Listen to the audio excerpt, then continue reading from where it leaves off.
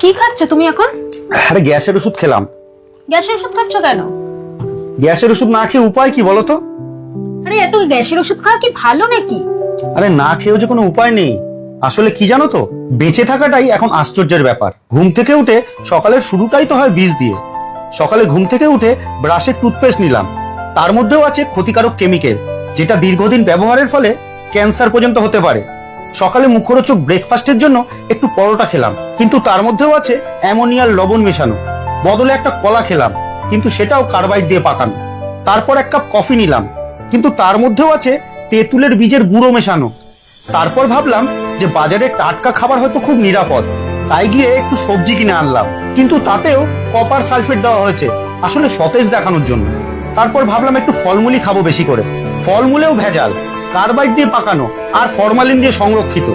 তারপর মশলা কিনলাম, রং সুন্দর কিন্তু হলুদে লেড ও ক্রোমাইড মেশানো।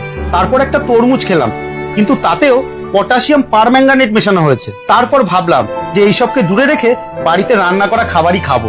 দুপুরে দুটো ভাত খাবো, কিন্তু সেই ভাতটাও ইউরিয়া দিয়ে সাদা করা। ভাবলাম একটু মুরগির মাংস খাবো, কিন্তু সেটাও অতিরিক্ত অ্যান্টিবায়োটিক দিয়ে বড় করা। এখন তো সয়াবিন তেলের অর্ধেকটাই পাম।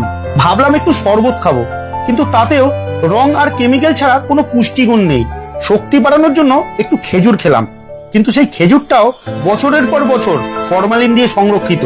তারপর ভাবলাম যে একটু জিলাপি খাই, কিন্তু সেটাও পোড়া মোবিলের মতো তেল দিয়ে ভাজা। রাতে একটু মুড়ি খেলাম, শুনলাম নাকি এই মুড়িটাও ইউরিয়া দিয়ে ফোলানো। সরিষার তেল, যেটা আগে কাচ্চিঘানির খাঁটি সরষের তেল ছিল, সেটাও নাকি এখন কেমিক্যাল মেশানো। বাচ্চার আমি ঘুমানোর আগে একটু দুধ খেলাম, কিন্তু সেই গরুগুলোকেও হরমোনের ইনজেকশন দেওয়া হয়েছে অতিরিক্ত দুধ উৎপাদন করার জন্য। এরপর সেই দুধকে ইউরিয়া দিয়ে সাদা করা হয়েছে। আমরা আসলে খাচ্ছিটা কি?